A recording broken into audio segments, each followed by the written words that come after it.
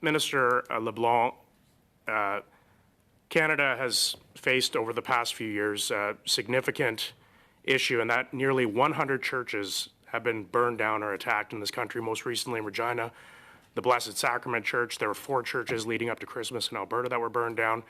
We haven't heard anything from you in your role as public safety minister to denounce these attacks, and I just wanted to give you an opportunity today to assure the Canadian people and the Christian community and other communities of faith that you denounce these attacks against churches in Canada.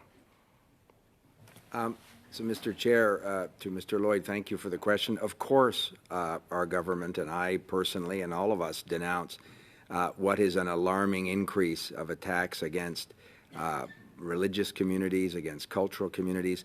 I've talked to the RCMP Commissioner often about what we can do as a national police force with local and provincial police to better protect communities, including the examples that our colleague identified. So we're concerned about an alarming rise in hate speech, in acts of hate crimes. I appreciate that, so I'm happy Minister. to join everybody in denouncing those particular incidents. Concerned, though, that departments under your control, such as CSIS, for example, they have not talked about this as this is a threat that we're facing across Canada. In some cases, I believe this rises to the threshold of terrorism.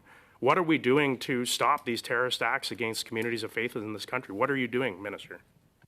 I'm working daily with the RCMP and other security partners to ensure they have the tools necessary to best protect Canadians.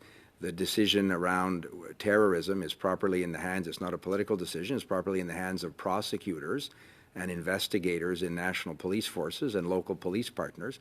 But we recognize that the rising increase of hate crimes means that the RCMP in particular need to work with local police to understand the nature of that threat and ensure that local police forces and the RCMP in the case of transnational organized crime have all the tools they need to protect Canadians. Thank you, Mr. LeBlanc.